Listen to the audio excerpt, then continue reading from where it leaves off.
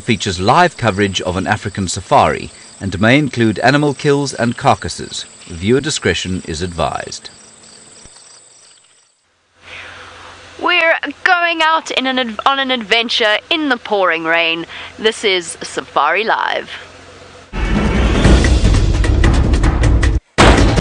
Ready.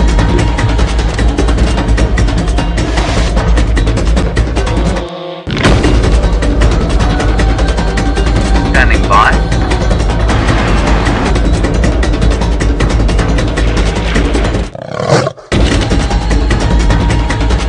5, 4, 3, 2, 1. You are live, you are live.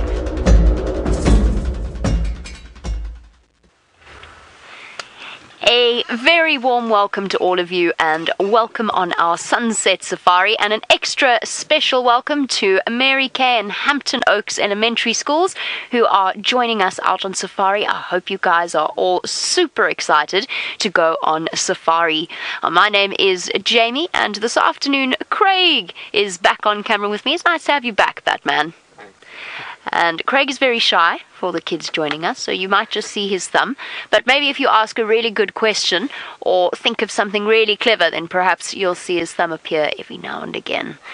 We're coming to you from a place called Djuma Private Game Reserve, which is in the Greater Kruger National Park area of South Africa, where we're going into our dry season. Can't you tell? Now, we have our roof on this afternoon, so if that makes its way into the shot every now and again, that's just because we want to make sure that we don't let the gremlins come into our electrical system through the water, because that is one of the ways in which they travel. For our regular viewers, send through your questions on #SafariLive on Twitter. Let us carry on and see what we can find this afternoon. I thought I saw a snake, which is why I've been so distracted. But I can't find it again. The grass is so long. But this weather does tend to bring out all kinds of interesting things. Tortoises and millipedes and snails, and hopefully some reptiles as well. And of course we'll be looking for some of the bigger creatures. Elephants and lions and leopards. I don't think we're going to drive south this afternoon, Craig. In fact, facing south, I would say already I can feel that is a very bad idea. And that's because here, usually, our rain actually comes from the southern side of the reserve. So it blows in this way. So I think Craig and I are going to go north. That's what we're going to do. We're going to turn around and put our backs to the rain and our heart and soul into an adventure with you all. What animals? Kids, what animals would you like to see on this safari? What would you like to see the most? Let's see if we can find something unusual. Everybody wants to see an elephant or a lion, but can you think of something perhaps that might be very exciting that you haven't seen before? Let me know what you would like to see, and we shall see what we can do to find it for you. I'm going to go off in search of exciting things. There is somebody I'm sure you're all excited to see. Let's head over to James. Hello everybody, and welcome to what is a very cold and rainy autumn day here in the northeast corner of South Africa. My name is James. David is on camera. That's David's thumb, everybody. David is more than just his thumb, but that's all you're going to see of him today. Over there on the road, we've got some dung. Now, as Jamie has no doubt told you, we'd love to have your questions during the course of the next 45 minutes or so. So send them through. You can ask your teacher anything you want, and she will then ask us, and we will try and answer you. And my first question to you is, what do you think made that huge pile of dung? Doesn't smell too bad. But like horse dung. Have you ever smelled horse dung? That's a little bit like what it smells. Let's go ahead and we'll look for clues as we go. We're going to drive just up to this muddy patch here. And then we're going to look in the muddy patch, and we're going to see if there's anything there that could tell us what made these big piles of dung. Now, I'm going to assume that you know what dung is. Ooh, it's very fresh. Smells like whatever made this has been here a long time. So now I help you, give you a few clues as to what went on here. So here is the dung, and you can see it's very big indeed. It's still wet. And then over here are some footprints. Can you see here, Dave? There's a little footprint. That's from a baby of whatever animal did this.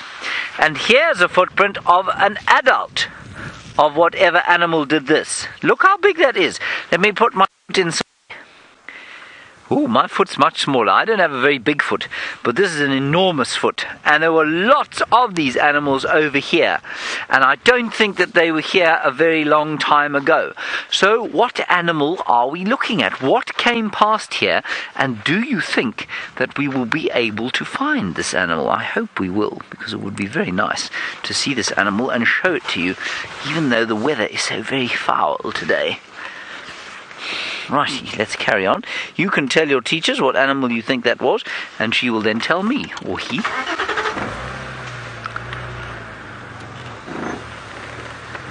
Right, Hampton Oaks, you are correct. Of course, you are regular viewers, most of you. So you know that elephants came through here. And yes, indeed, it was elephants. And lots of elephants. I would say a very big herd of elephants, and I would think that they probably rested here sometime during the middle of the day. And so they will normally be walking all the time and eating and constantly looking for food to eat. But sometimes, you know, like when you go shopping with your mum or your dad, you get tired and you have to have a sit down sometimes, and maybe, if you're very lucky, you'll get a milkshake like I used to when I was a small boy. Well, sometimes the elephants have to stop because the little ones have to have a rest. And so I think they stopped there on the road, and they probably threw some sand over themselves because they like the feeling of sand and mud on their skin.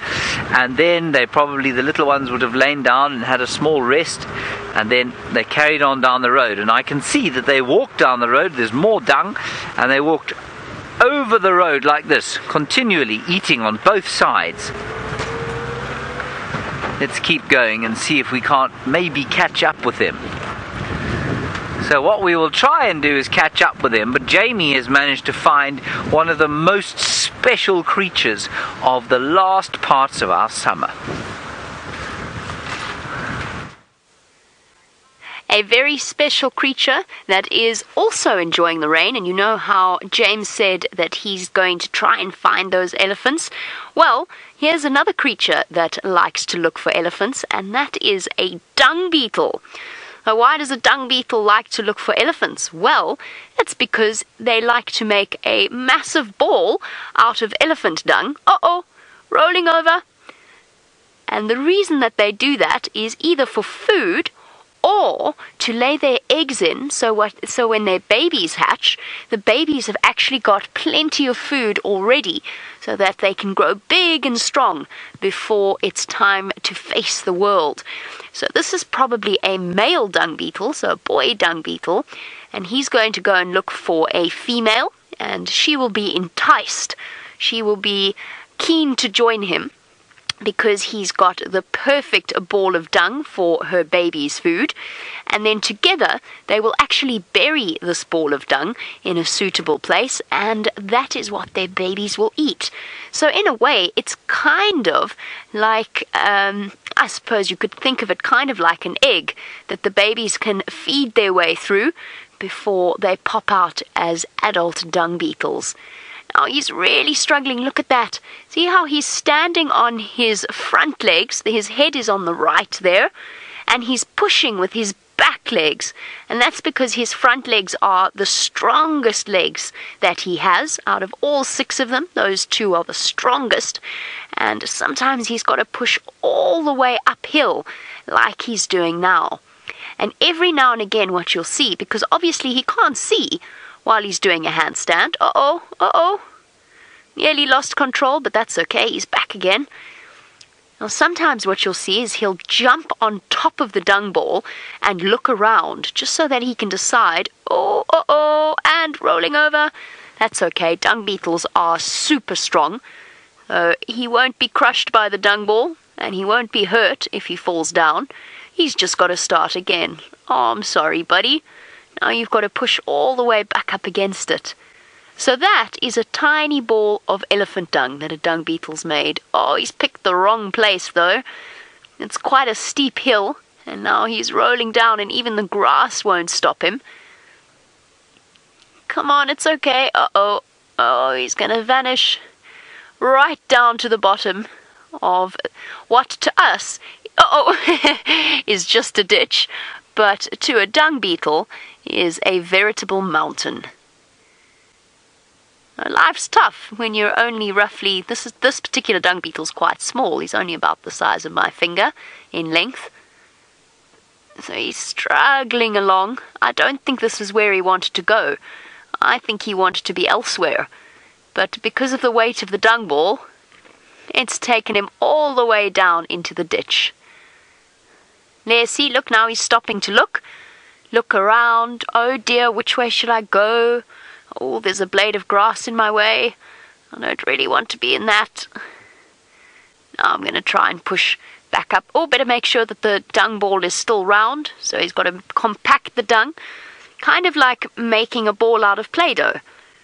You've got to roll it around and push in those pieces that stick out.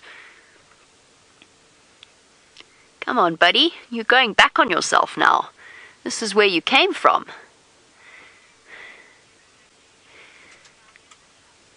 He's going to try and push the dung ball all the way back up.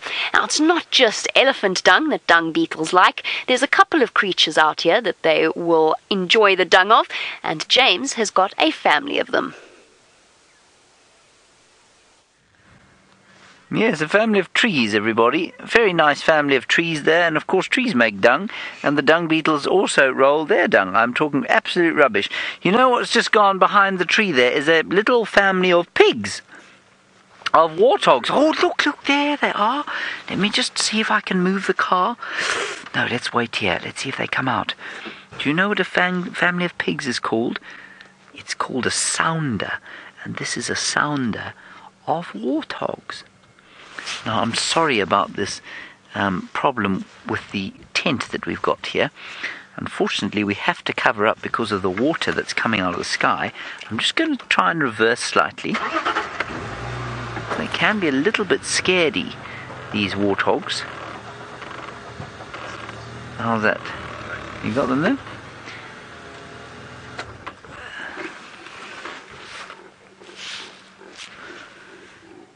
Can you hear that behind us? I wonder if any of you know what that noise is.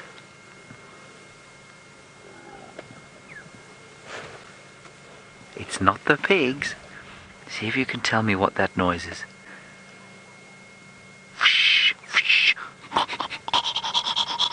That's what it sounds like. And it's not a gorilla or a tiger, which I know some of you wanted to see. I'm sure Jamie told you that we're not going to see those. Anyway, these little piggies are really liking this weather. They don't like it when it's too hot. It's nice and cool. There's lots of very nice grass for them to eat, lots of seeds which they also like, so that's very nice indeed. Now let's go and look at the animals that made that strange noise.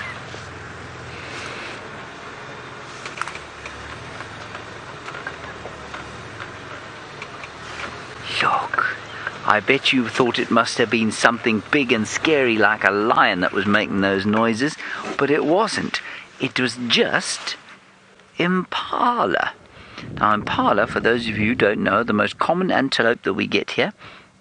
We see lots and lots of impala, and they are fighting with each other at the moment. Not that one, that one's quite relaxed because he's young, but the others are fighting with each other because they're just about to mate. That means they're about to make new impala, and the males, they compete a lot. They have big competitions with each other to see who is going to be the strongest and who will be the father of the next generation of impala. And this chap's only just over a year old, so he's not ready to be a dad just yet. Now, Leila, you said you wanted to see a small bird. And, well, we'll see what we can find. You know, we're now going into the autumn and then into the winter. Autumn's what you over there call fall. And we're going into the fall and then the winter. And that's because, well, and that means that we're unlikely to see baby birds, because baby birds are normally born in the spring and in the summertime, just like where you are. Alrighty, let's carry on. We're going to go down onto the southern boundary, and we'll see if we can't find some leopard tracks and maybe a baby bird. Oh, the big pig is out. Let's go back again. Wait a second.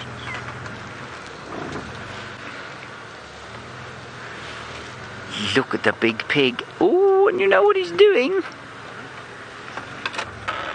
I tell you what he's doing. He's doing what Jamie said. That's a she, not a he. She's making dung. And the dung beetles would be very happy to see that. Now look at those spiky things. Okay, I bet you think I'm talking about the big round ones on the front of her face. They're called tusks. But I'm not. I'm talking about the little teeth underneath those tusks, which you may have just seen as she was chewing there. Those have got quite a nice name, and their name is tushes. They're called tushes. And those tushes are as sharp as razors. Emily or Amelie, it's difficult to tell. You want to know how many pigs there are here? Emily, there are, well, let's count them. You count them with me, Emily. 1, 2, 3, 4, 5. At least 5. 1, 2, I think that there are 1, 2, 3, 4, 5, 6 pigs. At least 6 pigs. And I think what we've got here, Emily, is 2 sounders. So there's a sow, which is what we call a female pig, a sow, and her babies, and then another sow and her babies. And if you look very carefully, the little ones are not all the same size. 3 of them are one size, and I think 2 of them are slightly bigger than the other 3. And you know, this is very... Oh, look at the bird. That's a very beautiful bird. That's called a Burchell's starling. And another Burchell starling hopping around there. And they're hopping around there because those pigs, when they are digging for the food they like to eat the underground seeds and stems of the grass there. They often disturb insects, and those insects will fly up or be unearthed and sort of crawl around on the ground, and then birds like that Burchell starling will eat them. Oh, it's starting to rain quite hard now. We are going to get wet, David and I. Oh well, we'll dry off later on. And you can see the piggies, they don't like this too much either. They're going to go and hide in some thick bush. They like to hide in the thick stuff when it gets rainy, a bit like us. Okay, shall we carry on? Let's see what else we can find.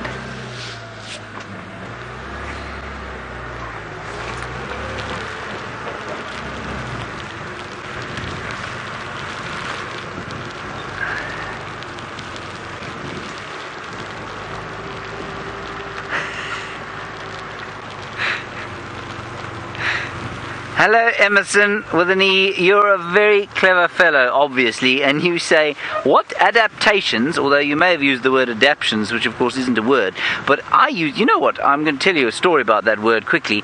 Adaptions, I used the word adaptions until I was about 35 years old. I didn't realize it was adaptations is the right word. It's a strange word, isn't it? English is a strange language. But your very clever question is, what sort of adaptations do impala have to living in this area? They've got 2 very special adaptations. The one I'll tell you about is that they are able to eat grass leaves. So if I stop, well, I'm just going to pull up here and pick some quickly, and I'll try not to fall out of the car. Well, so the impala can eat these sorts of leaves, that's grass leaves over there. So that's the one kind of thing they can eat. And then they can also eat these sorts of leaves, tree leaves. Now there are very, very few animals, Emerson, that are able to eat tree leaves and grass leaves. And the impala is one of those animals. And so that means that when there's not enough grass, then they can eat these tree leaves. And when there's not enough tree leaves, then they'll eat grass leaves. And that's one of the most important adaptations that they have for living out here.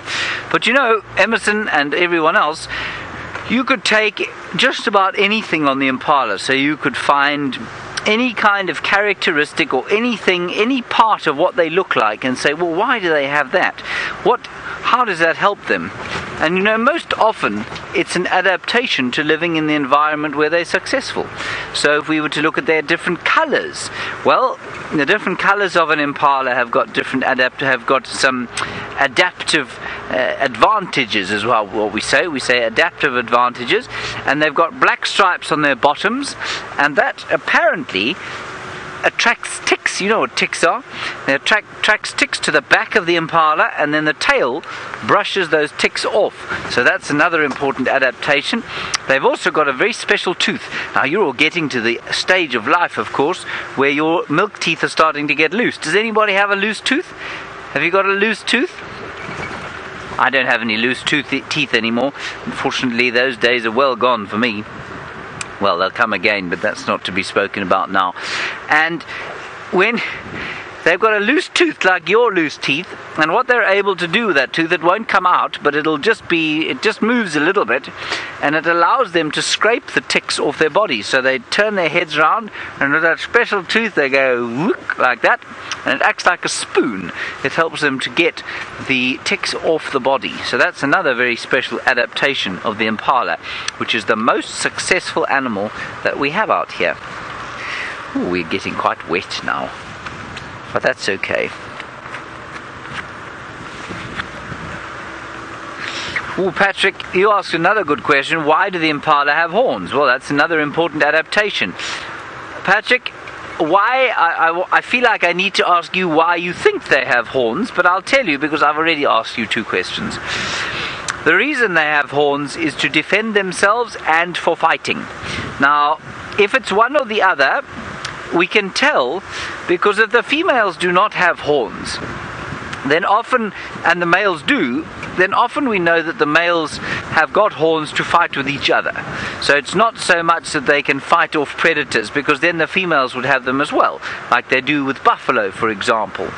But with the impala, only the impala have got horns, just like with reindeer, or I think elk are the same, or in fact most of the deer that you get in the United States, only the males will have antlers. And of course the deer lose their antlers, which of the impala do not lose their horns.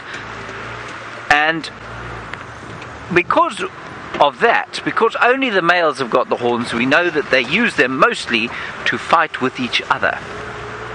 Now some animals like buffalo will have, males and females will have the horns, and that means that it's normally to try and defend themselves against predators. So buffalo will use their horns to fight off lions, and wildebeest might have their horns to fight off wild dogs or hyenas or something like that. Oh, it's getting very rainy out here. Sometimes it's so hot out here and sometimes it's so rainy, and I guess that's just the same where you are. But most of the time the weather is really beautiful out here. It's not often like this. And because of that, we often don't have enough in the way of raincoats, because we're just not used to it. Now I'm driving along this road hoping that maybe we will be able to find the tracks of a little male leopard called Hosana, and we're hoping that we will be able to have his tracks somewhere along here. And if we do get his tracks, well, that would be wonderful, because then we'll try and find him.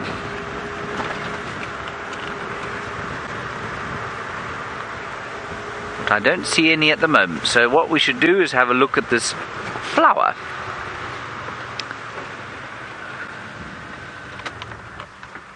Isn't this a lovely flower? Is it the poles right? Eh? That's a beautiful flower, isn't it, everyone? And that's one of the last pieces of yellow we're going to see before we go... Oh, look at the fly! Before we go into the winter time, there's a fly. And that's called, as far as I remember, a regal blowfly. And that's normally found on dead meat. It's not normally found on this kind of plant, but it might just be one that looks like a regal blowfly. And then, if we zoom out a little bit from there, there's a spider's web. Look at that. And that spider has managed to catch herself quite a lot of water and a little green bug of some sort. Shame. The little green bug is going to be eaten sometime soon, I think. Is that the spider just up there? Ah. And you can actually see what the spider caught. It's one of the things hanging on the little flower seed there. And you see that on the bud? That's what the spider managed to catch. Oh, and there's a wasp in the background. There's lots going on this plant. That's a little wasp, probably looking for somewhere to lay her eggs. I wonder if that isn't an egg on her bottom there now. She's probably looking for somewhere to put that. Let's keep following her. Ah, look! There are two flies having a fight. And an ant and a spider. They're all fighting with each other. And that big fly in the middle is called a pirate fly. And the pirate fly will try and eat the ant or the other flies.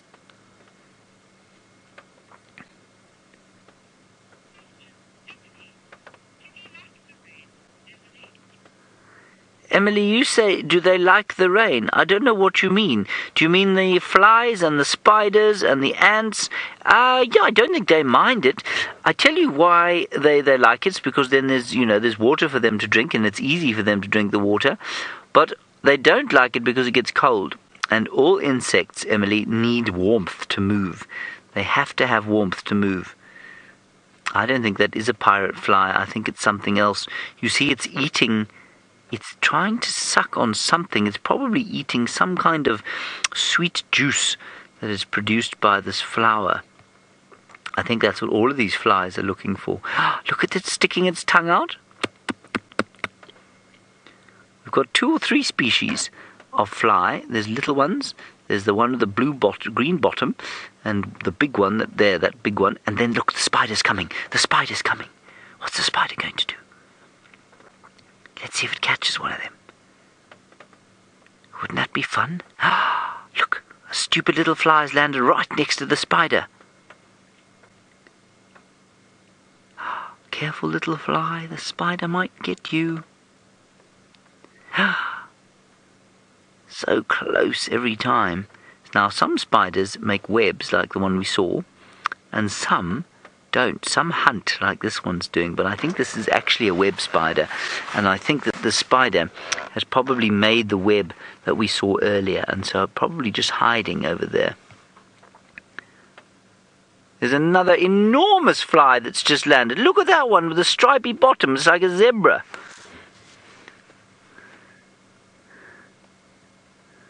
And look, none of them can see that spider.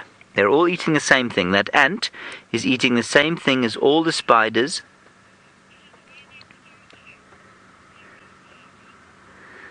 And apparently it's raining at the Mary K. Good School as well.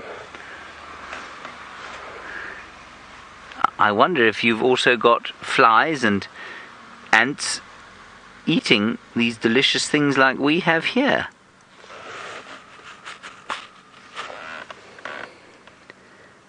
This is a fantastic sighting, everybody. I know this isn't a lion or a leopard or an elephant, but it is very spectacular to watch. They're all drinking the same juice, I think, that this little flower is producing. The ants and all the flies, except the spider, who is waiting to eat one of the flies if it gets caught in its web. What an amazing sighting.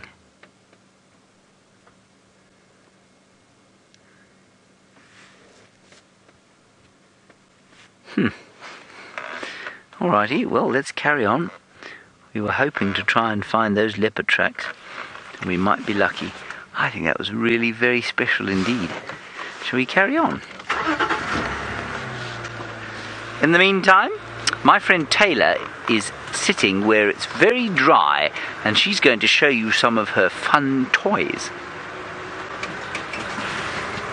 Good afternoon, everybody. It's so nice to finally join you here.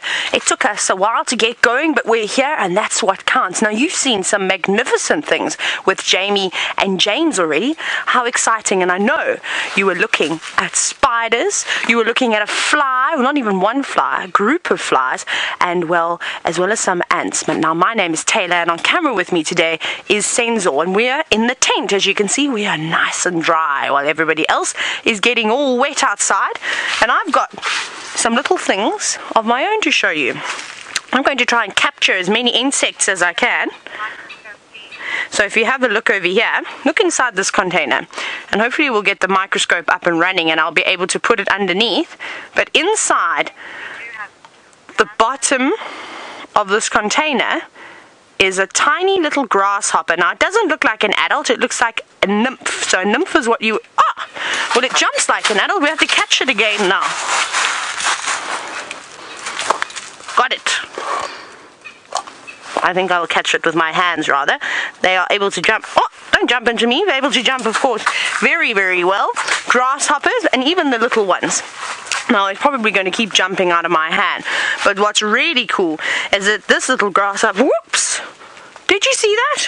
How well it can jump? I just don't want to squash it. There it is. Look, it's just here. And actually look very carefully now. Look at its back legs. Can you see how red they are? So they use those powerful legs to push themselves off of the ground, and they can jump sometimes 30 times their length. How cool is that?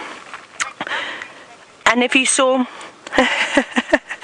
And if you see the bright red that they have on their legs, it's very important for insects like this. It's called flash coloration. So when they jump out into the open, perhaps they're being chased by something, a predator, whatever is looking for it, a bird, a spider, will start looking for those bright colors. But then when it lands, it goes completely brown and is camouflaged, as you can see just on this chart. But we're going to keep searching for all sorts of insects in the tent, and Jamie has found herself the largest mammal that roams the land. Our largest mammal is also the best at playing hide and go seek, and sometimes what that means is that they disappear behind trees, but that's okay, because I've not just found one elephant, I've found an entire herd of elephants. And I'm just going to sit and wait here patiently, because it seems as though we've got one that's about to walk out in front of us. Now, as you can see, it is pouring with rain, so I've put the flaps down on the roof. But if we look over there, there we go. Oh, peekaboo. Oh, come on, roof. There's an elephant coming, I promise. Come on, Lily. Oh, he stopped. Hold on. I'll reposition so you can... No, here he comes, here he comes. Hello, boy. Here comes our big elephant, walking out in front of us. Now, Ashton and Ellie, while we watch, and Ellie in front of us, you want to know, what do elephants eat? They eat lots of different types of plants. So they can eat trees, and they can eat grass, and they can eat bark and roots and tubers. They eat lots of different things, but all of them are plant related. So they are big herbivores. And that's a good thing, because an elephant needs to eat so much in one day that the only thing that there's enough of out here is plants. And there you go, a little anxious foot swaying from the bull elephant that's just walked in front of us. So he's a boy, and the elephant that was playing hide and seek with me earlier is also a boy, and he just wants to make sure that he's not going to get into trouble as he goes along in there. Right, so now we've got two elephants playing hide and go seek. Let's see if we can show you some of the other elephants that are here. I saw a tiny little baby. Hopefully we'll get lucky with them.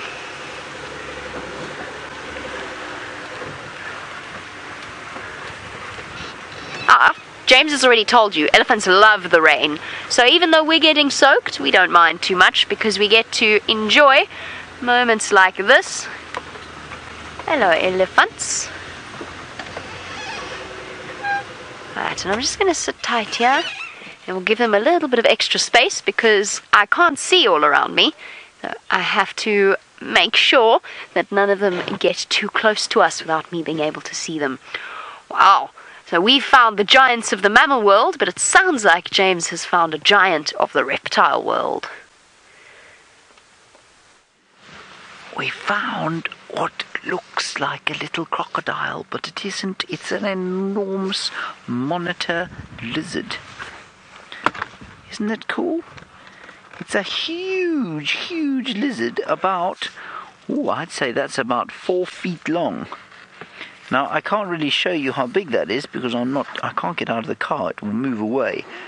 But 4 feet is about the same length as you, I guess. Most of you must be about 4 feet tall by this stage of your little lives. And that's how tall this chap is. I think he's just amazing. He's huge. They're normally much smaller than that. But like most reptiles, you know, they can sometimes grow until they...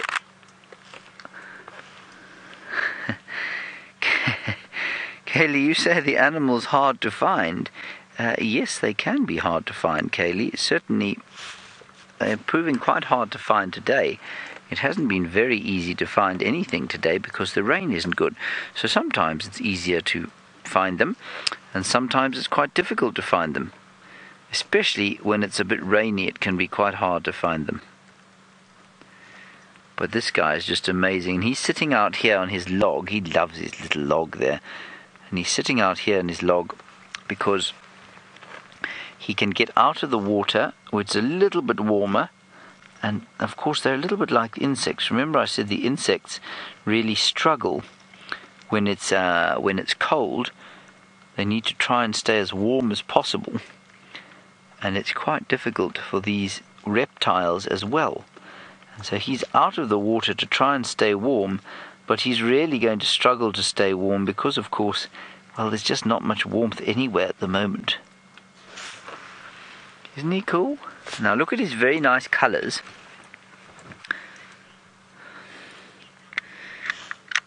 And he's got those very special colours to try and stay hidden.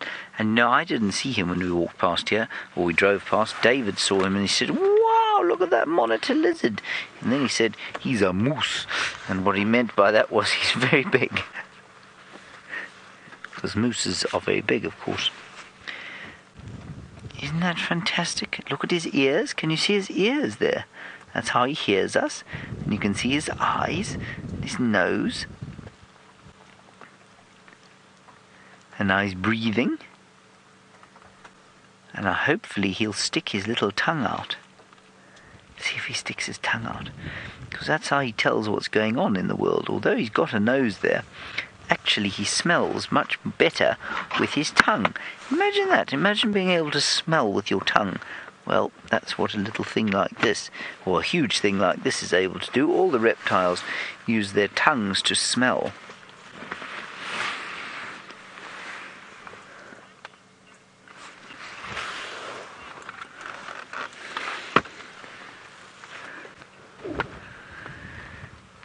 Right, all of you at Hampton Oaks say that he looks like he's using camouflage, and why would he be using camouflage? Well, chaps, he's using camouflage in order to stay hidden, and you're absolutely right.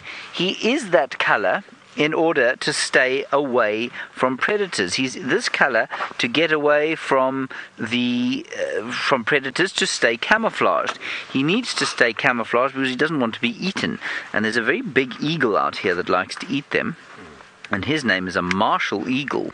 And the martial eagle will devour. That means to eat with relish or to really enjoy eating. He'll devour this magnificent lizard here. He's a wonderful lizard, that is. And so he has to stay camouflaged. And if, as you saw when we were zoomed out, you can see that his camouflage is excellent. And you can imagine, if he was in amongst those plants there in the water, you'd really struggle to see him, and that's because he's coloured like that. So that's a really good question about his camouflage. Well done.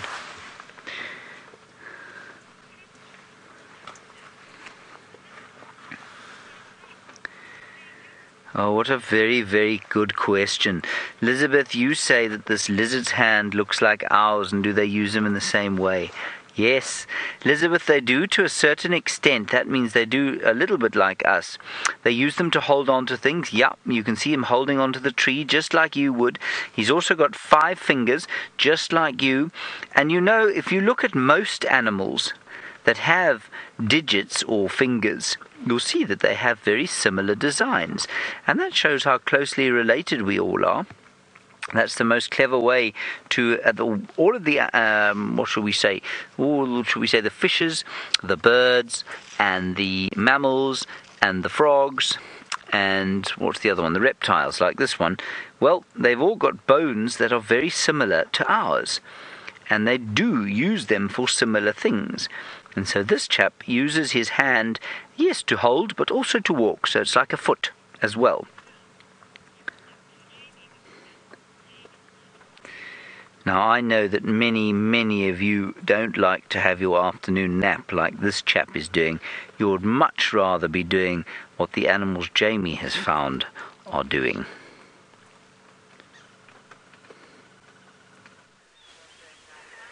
And that is playing in the mud.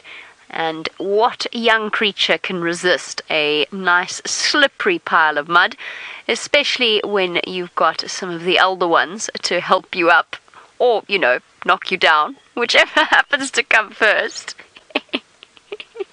So the elephants are playing. Remember how James told you they love the rain? Well, this is one of the reasons why. Because it's not too hot, it means that for little elephants, it is playtime. And, of course, the joy of being a little elephant is that there are usually other little elephants of roughly the same age. So you don't really see lonely elephant calves. Uh-oh. Up you get. Come on, is that mud slippery? There you go. Oh, so cross now. Going to go and chase the other little baby away, because the other little baby was responsible for pushing the one baby into the mud in the first place.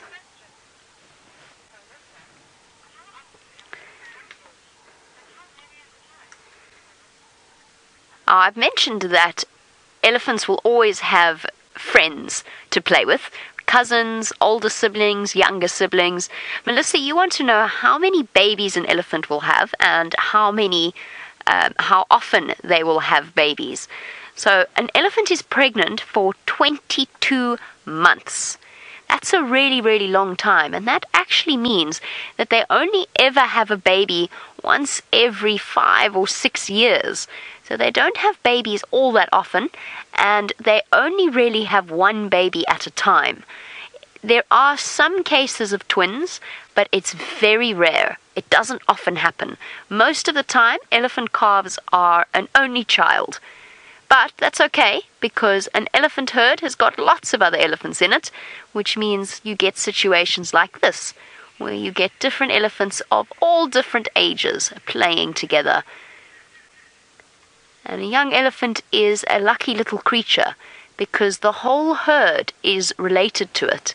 And that means that the whole herd is going to be protective of it. They're going to look after it. Some of the somewhat older female calves, so 6, 7, up to 12 or 13 years old, they even practice being babysitters to prepare for one day when they have a baby of their own. So they've got playtime, they've got times when the whole herd will be there to care for them. And an elephant, despite its size, is very, very gentle. So even these bigger elephants that are playing with the young ones, they're not going to hurt the little one. They'll be so careful that they won't ever hurt them. This little one just wants to play in the mud. And this is the best mud, because not only is it slippery, but there's also a sort of an incline to it. Hello, you. Yes, did you just see us now? Have you been so distracted? Uh-oh. Is it a bit slippery there?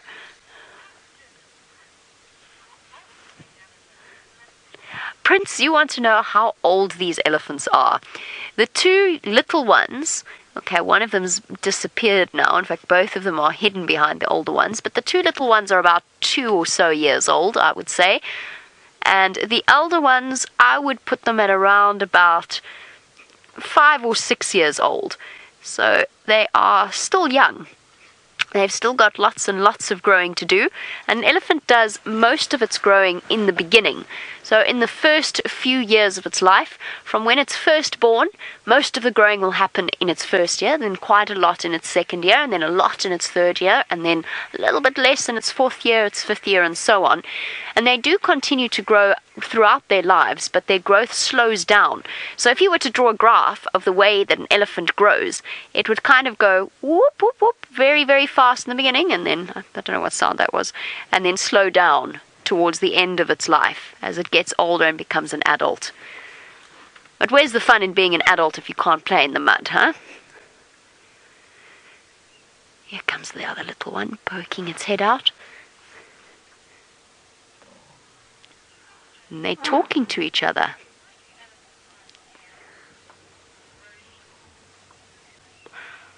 Brody, good question. Brody, you want to know, why do elephants have tails? There's a couple of answers to that. One is that they make quite a useful swatter if a fly comes and sits on their skin and irritates them. But Brody, remember something very, very important. Although elephants can talk to each other vocally, they can't speak like we can speak. So we have learned to communicate almost entirely with our words, and of course sometimes with sign language or something like that, but mostly by speaking to people. Now elephants do speak, but they speak in a couple of different ways. One is to talk, to trumpet or to rumble, and that's communicating with each other. But there's another very, very important aspect for an elephant and for a lot of different animals out here. They speak with their bodies. So their body language tells the other elephants how they feel. If they're cross, if they're happy, if they're sad, if they're relaxed, if they're scared. The tail, along with the ears and along with the trunk, will tell the other elephants how they feel. And that's really important, because it's part of the way that they communicate with each other. And that's something that we, as people who live in their world, in their life, we have to make sure that we at least understand a little bit about them and are able to read a little bit of their body language, so that we can make sure that we don't irritate them or frighten them or anything like that. So that's why elephants have tails. Not just to act as a swatter, but also to convey their mood. And that applies to a lot of different creatures out here. Lots and lots of things use their tails and their ears and their faces to tell the other animals how they're feeling. Lions do it. Leopards do it. And apparently lots of you are asking to see elephants, because remember at the beginning of the drive I asked the schools what they wanted to see. A lot of you did say elephants. Some of you want to see a lion, and some of you want to see tigers, which I'm afraid I can't help you with, because we don't get tigers here in South Africa. Not wild ones anyway. Tigers you'll have to go to Asia to go and see. So we don't get any tigers here.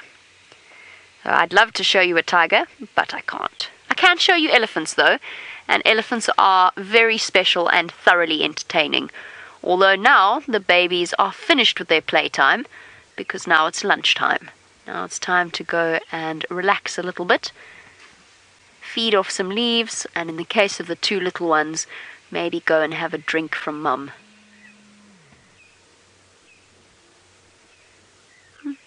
Still a little bit of playing happening, but mostly it's just a peaceful scene now.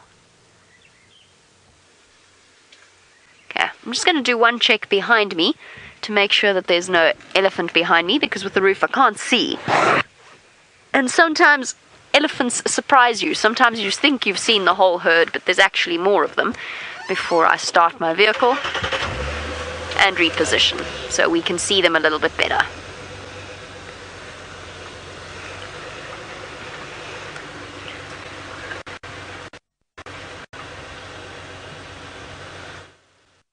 One last view of our elephants for the two schools joining us this afternoon. Unfortunately, apparently you have to go back to the rest of your lessons and your school day. So we're going to be saying goodbye to the schools joining us for the afternoon. And for the rest of you, we will be continuing our sunset safari. So over you go to James.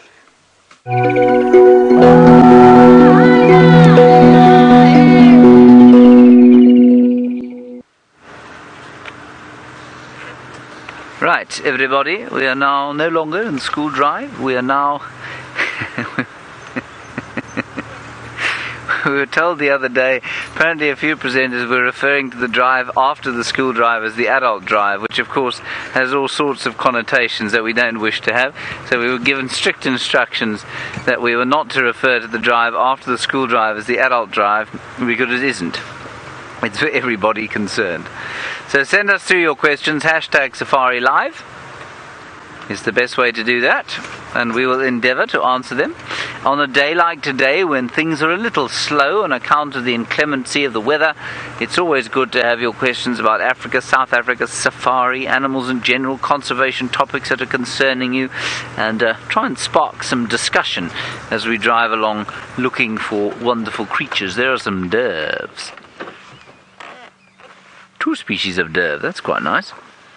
The laughing dove that you're looking at now, and the ring-necked or Cape turtle dove that you're looking at now. They've made friends.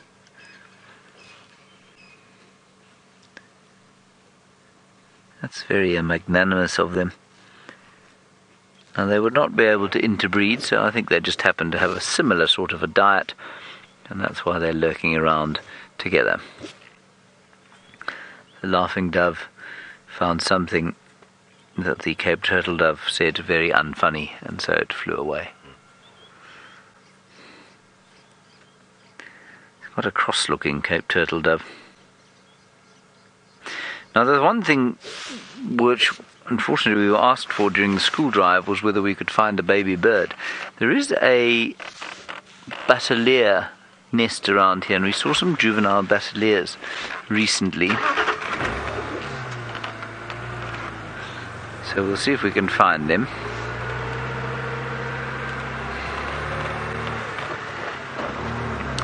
Alrighty. Let's see what else we can find while we're here. We're on Leadwood Road, which means we're at the southeastern boundary, or southeastern corner, looking for tracks of Hosana, the young male leopard, who, for those of you who don't know, one of our very favourite characters, and he's about to have his he's about to have his 15-month birthday tomorrow, which is quite nice for him. And I believe the tailor is now deeply excited and exalted to show you something in the tent. Well, I hope it's going to be exciting, James. You put a lot of pressure on me this afternoon, but we do have something, and I'm going to start us off with a game, a quiz. Are you ready for it? I think if we can please go to the microscope feed. I've got it all set up for you, so we'll go to the microscope now. Whatever it is underneath the scope. Now, there's a little bit of wind, as you can see, so you might see it shuffling as I put my hand over to stop the wind from blowing it. Now, this is quite beautiful, don't you think? Now, this is quite tricky as well. I don't know if Byron showed it to you this morning, but I found it somewhere. I won't tell you just yet where I found it, but I did indeed find it somewhere. So I'd like to know from you, what is this? And, well, we'll see how good you are. Can you guess the species and exactly what it is? Hashtag Safari Live with your answers, and we'll see who gets it right and can identify it. But we'll move on from this. What I do want to do is we can come back to me now. And I would like to go to the dam cam feed, because I can see that there's some elephants swimming at the dam, which will be pretty exciting to have a look at too. Do we go to the dam cam? Yes, please. There we go. Right. Now, all of you should know exactly who this herd is, because we saw them playing around in the water this morning. This is now the 4th drive, I think. 3 drives that we've now seen them on, which is quite spectacular. So thank you very much, Zumi. But they've just had a second drink for the day, and I don't think that they would have needed to drink too much today. They probably had a little sip earlier this morning when we first saw them, and then the bull got quite excited about chasing off some of those younger bulls that were splashing about and swimming. But look at this. So it looks like we've got one big female, and then her youngsters, and a couple of other youngsters too. There are three of them that look fairly sort of similar age, so I wonder where they've come from, because all those calves cannot be hers. An elephant will give birth every 4 to 5 years or so, which makes it almost impossible for those three at the back to be hers. One of them will definitely be hers, and I think it's the one that's hanging quite close to the back of the smaller one.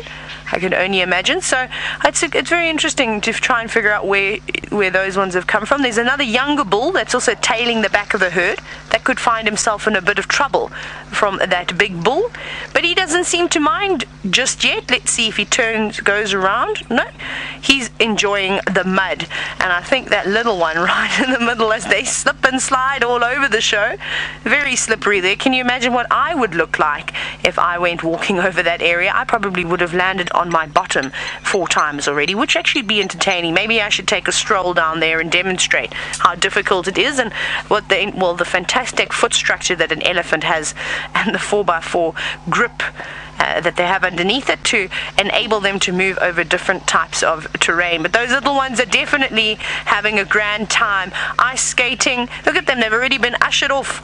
All those little ones want to do is stay and play in the mud, and they're not able to do that. Isn't this amazing?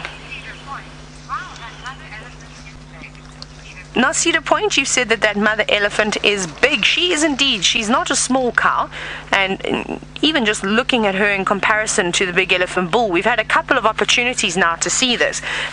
He's rather large. He's one of the bigger elephants that we see around here. I don't even think that Daryl is quite as big as this elephant. I think if Daryl, who's my favorite elephant in the Sabi Sand, the one that has the Snapchat / bell shape cut out of his ear, we see him from time to time. I think he would meet his match if he found this boy. I'm really, really surprised after the behavior we experienced this morning with the big bull versus the other youngsters that he has not chased this bull off that's on the right. He was very protective over the herd this morning. Perhaps he's relaxed slightly. Maybe he's had breakfast and lunch now, and he was just a bit annoyed earlier today. But completely different behavior, and it just goes to show, though, with elephants, and it just shows you that they do have moods. Sometimes they're more tolerant. Some days, the same as humans. Some day you have a great day, and anybody can do anything to you, and you don't really mind too much. And other days, you have a short temper, and you can snap quite easily, and that applies to the animals out here in the bush too, just depending on what's gone on in their lives. I don't think that the younger bull will follow, though. I think he'll probably go off and do his own thing. I think he was there before the rest of the herd, and then just saw an opportunity to pass through and greet everybody.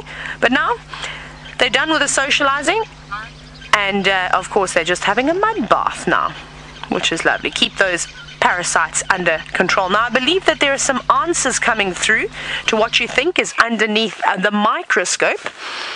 Let's hear what they are. Ooh. German and Stone, you've said a bee or a wasp? Don't try and look too closely. John and Sierra, you've said a spider. Ooh, very hairy spider. No, not yet. We're getting close though. Okay, I think I'll tell you what it is. Let me show you before I show you under the microscope. Look at this. I found this in my room next to the corpse of a grasshopper. No, I'm just joking. In case some of you are wondering what I did to that grasshopper, I just put it outside into my garden. But this little moth here is known as a sundowner moth, and we actually see them quite often. They're a big pest, unfortunately. They like to dive into your drinks, and this is an adult. But what we can do for next year is perhaps go and look on marula trees, acacias, and see if we can't find the larvae of this species of moth. because they're beautiful. What I do want to do is I want to put it under the microscope now. But this is always the fun part, is that you know that unfortunately I'm not as good as at using the microscope as James. It's just got the most amazing color. Now, actually, I'm going to turn it the other way around. Let's start on why it is a sundowner moth and why it is not something else, because there are many moths out here that all look quite similar, and I'm sure you'll all agree. Can we have a look at the microscope for you? Look at that. There we are. We're at the microscope, and straight away you'll see, I'll just play around with the focus. Can you see that beautiful cream central stripe that it has got going between its compound eyes, right but sort of behind its head? And it carries on to part of its body. So that's a very, very easy way to identify this moth. There aren't too many of them that have this big cream stripe down there. So if you're ever in doubt, look for that, because the hawk moths lack it. So do the cream striped owl moths. They don't have this particular cream stripe going down the middle of their head. It's actually almost unique just to the sundowner moth, which is absolutely beautiful. Now I'm going to hopefully get it right. Look at the coloring. Look, isn't that just amazing? Now, when you look at it with the naked eye, you don't actually see those blues that are sort of shimmering through. This is really stunning. And all these different colors and mottling, and I'm just going to shift it a little bit more. Look at that, how it changes again. All of this is so important for camouflage. And we were talking about camouflage. Well, James was talking about camouflage with the monitor lizard that he was looking at. And that's pretty spectacular. So the same thing goes. Just as that monitor lizard was camouflaged on its log, so would a moth like this. Against a tree, it would be almost impossible to try and spot it. Now, what I'm going to do now is I'm actually going to turn it over, because I want to show you its mouth parts. Look at that. How cool is that? Now, Bree, you've said that you thought it was a feather because it looks so fuzzy. Now, that was actually a trick. I did that. I pulled the moth sort of further back so you got a little bit of its head as well as its wings, because the head, that hairiness, actually throws you off. And that reminded me a little bit of an African civet, that coloration. So I did that on purpose. It was a tricky one. It was a level 3 tracking answer. But look how beautiful the mouth is of this, of this moth. And moths and butterflies, they all have these beautiful mouth parts. They use them to suck up nectar from flowers. Oh, there's some very angry elephants. I think it was the elephants that were at the dam cam that were misbehaving, but never mind, we'll get back to them a bit later. And one of these things is one of the reasons why they do dive down into your glasses and why they're called sundowner moths is because they love the sweetness that comes off of the drink. So from sherry to any even fizzy cool drinks, they love red wine. They always get into the red wine glasses. They come down, they have a little drink, and then off they go again. But what a spectacular moth. I don't know how it died. I found it was already dead in my room, but anyways, it's provided great content for the tent, and as you know, a lot of these insects don't live for very long once they get to the adult ages. Oh my goodness, I think we need to go straight to the dam cam again. Look what is happening there. To the dam cam. There we go. Now we're on the dam cam. Look at all those elephants. That is crazy. Zoomy, whoever's zooming today, you're doing a sterling job. Thank you for that. This is fantastic. Now I can understand why I'm hearing all sorts of trumpeting coming from the distance. And as Jamie was chatting to the schools about communications of the various animals, that trumpeting did not sound like a happy sound. It could have been, I think, a young teenager perhaps trying to sneak a suckle, but unfortunately was not doing very well at that, and mom must have caught it and sort of said, hey, you back off, you're too old. But they're all come down, even in this rainy, gloomy weather. They're not afraid of water, as we saw this morning. They love to swim, having a drink, slipping and sliding in the mud. What a great day to be an elephant. This is ideal weather. It's their absolute favorite, and we've all been talking about how much elephants love the water. So this is great. How many elephants do we have here? I'm going to count them very quickly. 1, 2, 3, 4, 5, 6, 7, 8, 9, 10, 11, 12, 13, 14, 15, 16, 17. I don't know. I cannot count them. You'll have to count them for me. But there must be about, easy 30. I would say, and if not with those trumpets, maybe there are going to be a few more that come down and join the rest at the dam.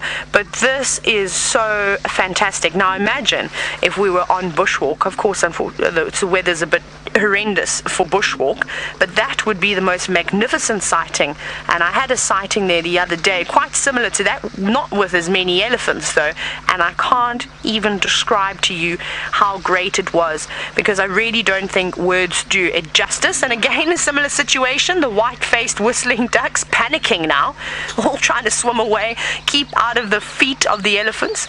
Oh, there they go, all taking off now. Bye-bye, white-faced whistling ducks. Mom and dad and their little family, off they go. The elephants are not too bothered by it. You might see a bit of a reaction coming from some of those young elephants. They enjoy playing around, and well, if birds fly off all at once, they would absolutely love that too. I just want to go in there and join them. I want to float around on my lilo.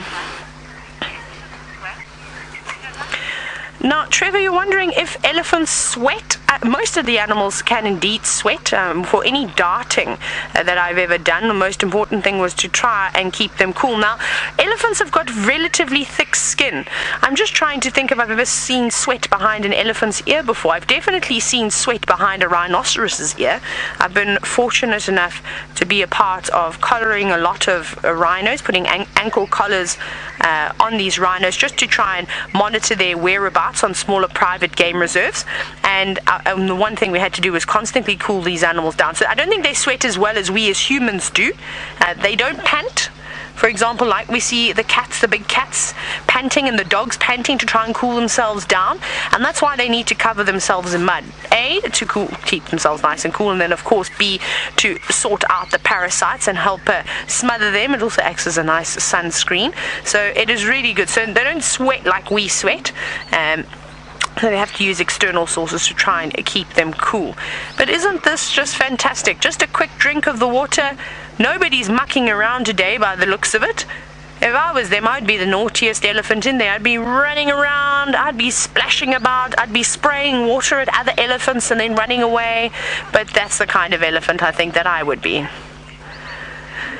Lucian, you've said that this is exactly like an elephant pool party. Well, it's definitely a party that I'd like to be a part of, and I'm not sure about all of you. Actually, I think every single person sitting watching Safari Live this afternoon is probably having the same feelings as me, wanting to float around in their lilo. And how could you not? How could you not want to be right there in the middle amongst the action of all these elephants? It is just fantastic, and it's a beautiful day. Yes, we've got a bit of rain, however that doesn't bother the animals too much. As long as the wind stays away, which it is perfect. Isn't this absolutely fantastic? Oh wow.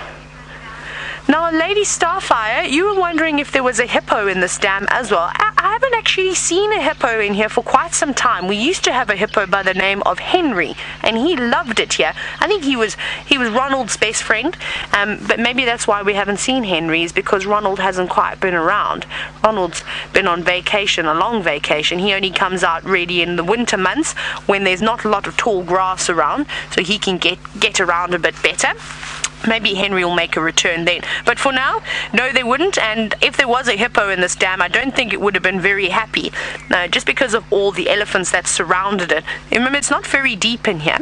It's a little bit wider after the rain that we've had this morning. But other than that, there are other deeper pools that a hippopotamus could really go to.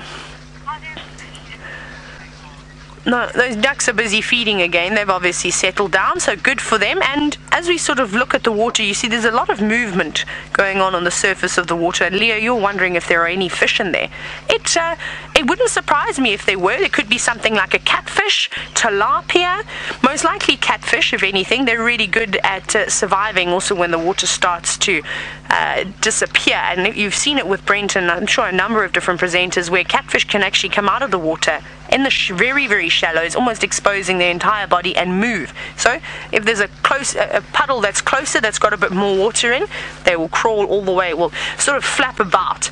It's the most bizarre thing that they do. They sort of flap their bodies around, and by doing that they actually move and are essentially walking, not walking the way that you and I walk or an elephant walks, but the way a fish walks. Look at that bull saying get lost to another younger bull. It's all sorts of chaos going on. There's a couple of Inyala popping out through the bushes. I'm sure they've been flushed out by all the elephants as they've moved away or starting to move away from the dam to continue feeding.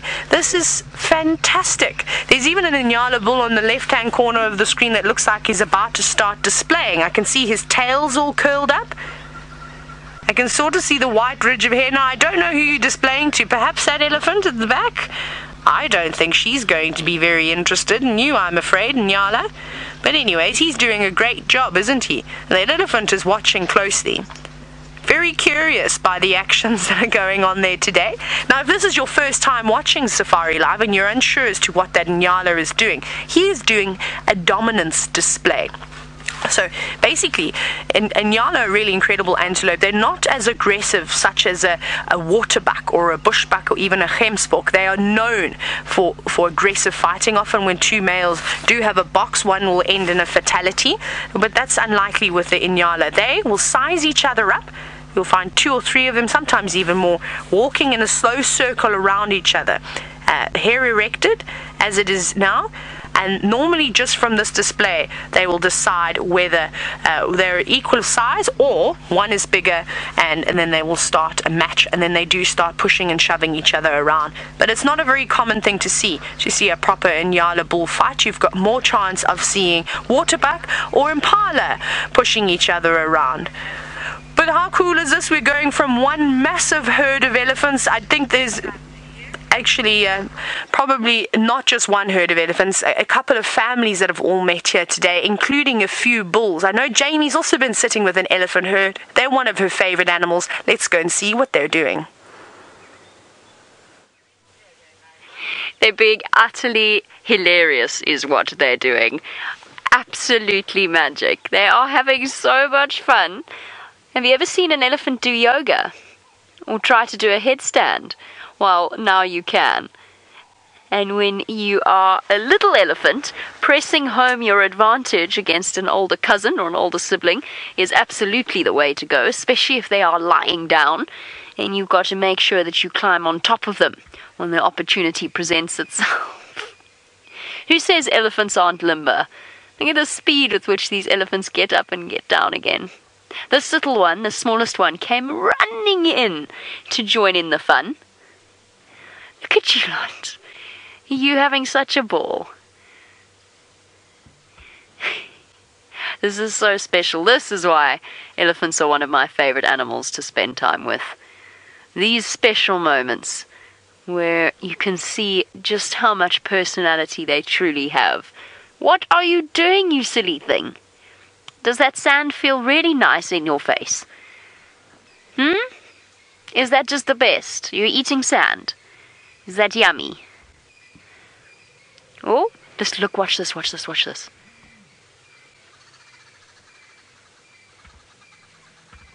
That was precipitated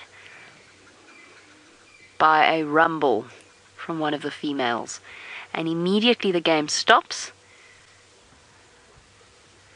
Well, you know, sort of. Quick head shake to get rid of the sand. See the stiff tails? Okay, one of them, there's always one. There's one in every herd that isn't quite so keen on the whole obedience thing.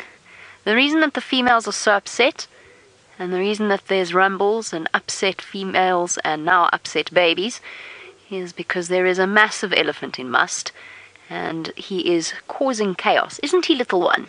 Hey? One day you're going to be big and strong. Yes, chase that bird. You chase that bird. You show that bird who's boss. Very impressive. Very scary. And as for you on the right, well, I don't even know what you're doing. Yes, that's your trunk.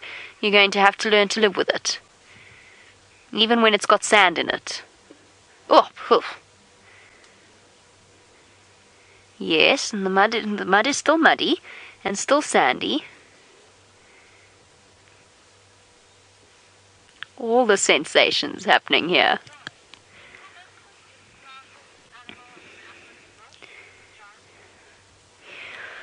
Oh, an interesting question, John. You want to know if elephants are the smartest animal in the African bush? Not that one. Not so much, yeah? No, I'm joking. It's hard to tell. It's difficult to test the intelligence. I don't think we fully comprehend the way that an animal thinks. They're certainly one of the most intelligent animals out here. There is a great deal to be said from what we know and understand of their social communication. I can tell you that scientifically, they have nerve pathways in their brains that only dolphins, whales, humans, and great apes have. Nerve pathways that are devoted to emotional development, among many other things.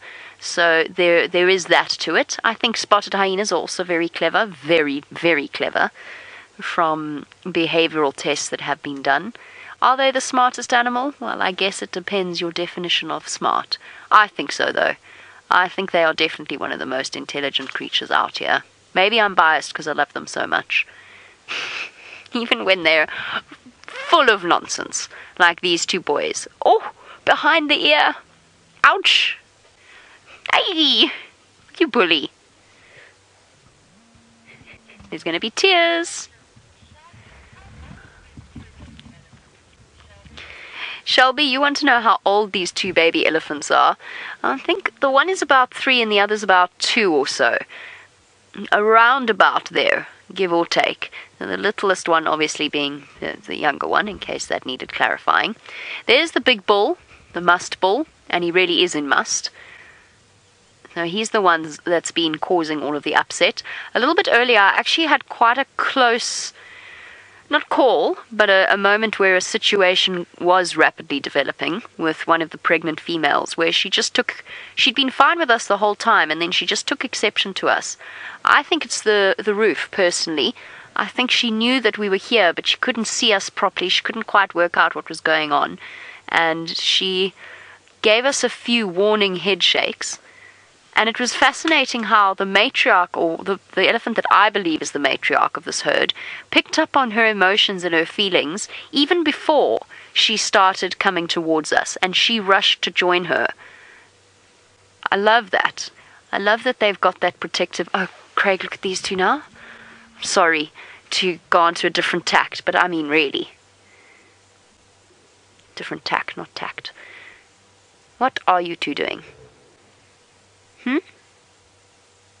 Are you getting bullied a little bit there, little one? Hey? Yeah, you lost your advantage. It serves you right, because you kept climbing all over the older one when it was lying down. When he was lying down. Oh, running back to Mum now. I'm done. I've had enough. I've had enough. Stop bullying me.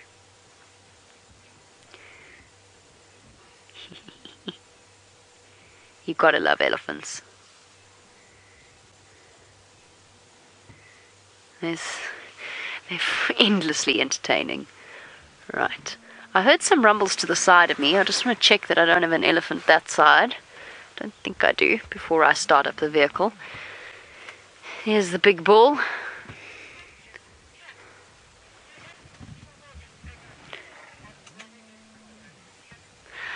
Kim, we've seen a couple of really nice big elephant herds. You want to know if they travel in big herds as the weather gets cooler.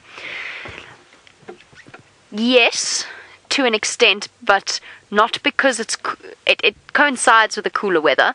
It's not to do with temperature. As we go into winter, it gets drier, and that means that resources are created, and we see more elephants because they're coming together over resources. It's actually got nothing really to do with the temperature, but it does have a lot to do with the same time of year. Okay, this will probably be our last view of our Ellies. They're all now moving on to Buffelshoek, which is a property that is north of where we can go, but it has been a special time spent with them. The rain has stopped. There was almost a moment where I thought the sun was coming out. And we've had a special, special time. There's a young bull who is playing it safe. He's watching the must ball out of the corner of his eye and making sure that he isn't going to be seen as challenging him.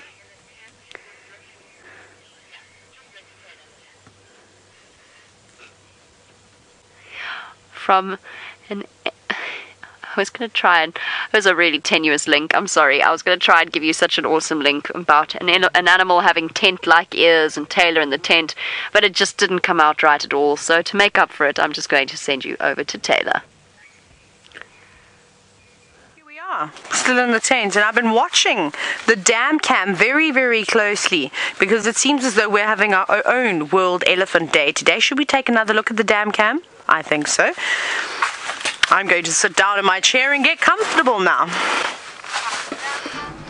There we go. And straight away I heard that trumpeting, not just from the dam cam, but I heard it, of course, from the little old tent. We're not too far from Vuyatela Dam, I must tell you. We must be about, as the crow flies, about 800 meters or so, maybe even a little bit less than that. And a big elephant trumpet can definitely travel. There is, even if you were a little bit hard of hearing, you could hear that. But look at this. It's like a swarm of elephants coming in. There's just more and more and more of them, and this is why I'm so excited about winter, not just because of the cooler weather, but because of the sightings that we're going to see. This is just a sneak peek. Oh my goodness, how many elephants are here? Okay, I have to jump very quickly. We need some guesses. How many elephants do you think we are looking at? Hashtag Safari Live with your guesses, because this is pretty spectacular. This is the most elephants I've ever seen in one group since I've been here at Wild Earth. I was very fortunate to experience sightings like this on a regular basis down in the south of the Sabi Sands. We'd get lots of different family groups, as we have here. Like I said very briefly earlier, this is not just one herd. This could be 4 or 5, 6 or 7 different family groups just coming down to a common sort of source of water, and well, a dam is a perfect spot for that. And all of the elephants will interact. The little ones will play with each other. It's not always happy. You might find a couple of young bulls trying to getting a bit too boisterous. They'll get moved on by the big cows, and there might even be a few discrepancies between the matriarchs, the various matriarchs that are here. This is a very powerful scene that we have at the moment, and there's some very powerful women here too. And well, one of them, that elephant that's playing in the water on the right, that's me. If I was an elephant, that would be me with my head and my bottom, or my head down in the water, my bottom up in the air. How cool is that? Now, Toby and Cosmic, you've said that you think there must be about 60 elephants. That sounds about right. I honestly wouldn't be surprised if a couple more herds move in, if we eventually get to about 100. That would, my record is between 100 and 150 elephants that I've seen down in the Sabi Sand. Up in Zambia, I was very fortunate to see herds of over 200 crossing masses, open plains. So this is really, really cool. And hopefully in Kenya, we'll be able to see big groups of animals like that. I've never been to Kenya before, so I'm not so sure. But there we go. You can see there's a couple of discrepancies happening. Some of the younger bulls getting too close to the cows retaliating. There might be a couple of disagreements, like I said, between the cows too. If the little ones sort of play around and get a bit too rough, Mom will intervene and she'll come through and chase them out. But you can see the elephants that are on the right, they're not quite interested in interacting with everybody. They're very, very happy, of course, to just push and shove each other around in the corner. They don't need all of that attention. This is the best day in the whole world, being surrounded by so many different elephants, and we're going to move on from these elephants now. I'm sure they'll still be splashing around at the dam. James has not got any elephants. He's got another very common animal.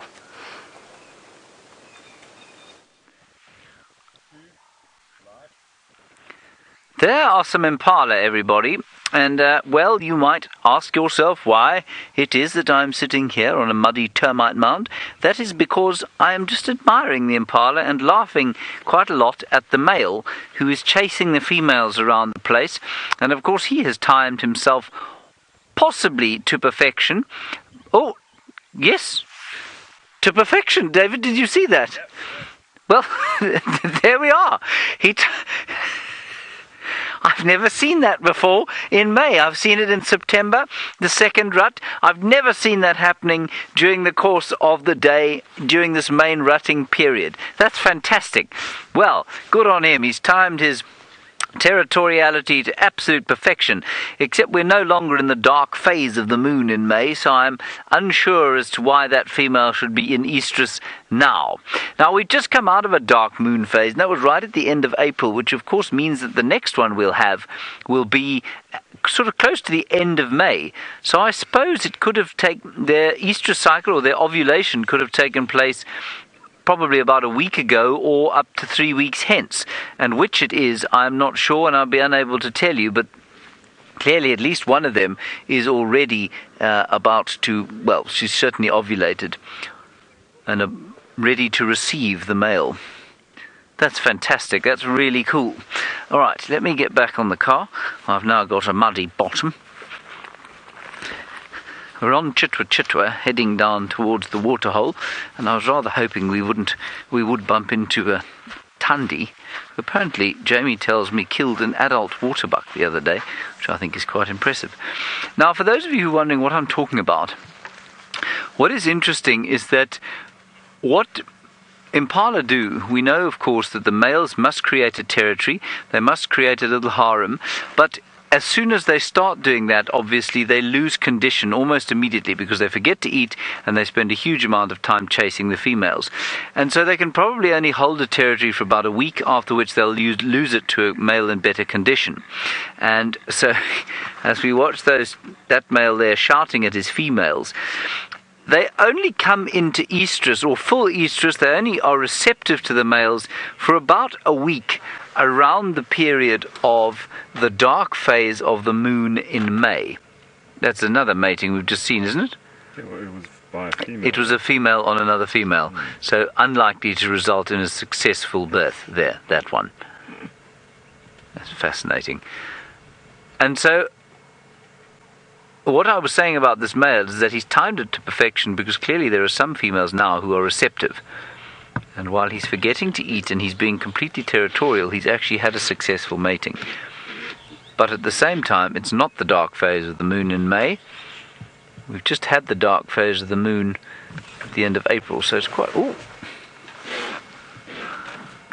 There's a little one trying to go with his mother. And, well, they've been chased clean away. Isn't that amazing? Hello, machine gun.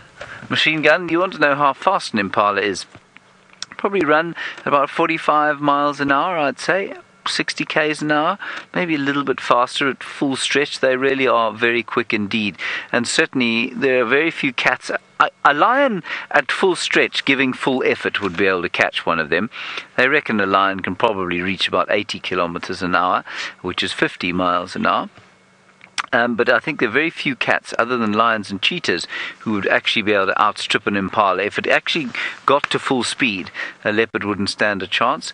And the only way, of course, that a wild dog can take them down is to run them until they're too tired to keep going. So they are quick. They're very quick. Right, we're going to just ooze down the road here and see if our signal lasts as we go. Come on. There's some vultures I want to show you, everybody. We are moving. Well done, Dave. Dave does this and the car starts to move. Not anymore. Okay, let's just look at these vultures quickly.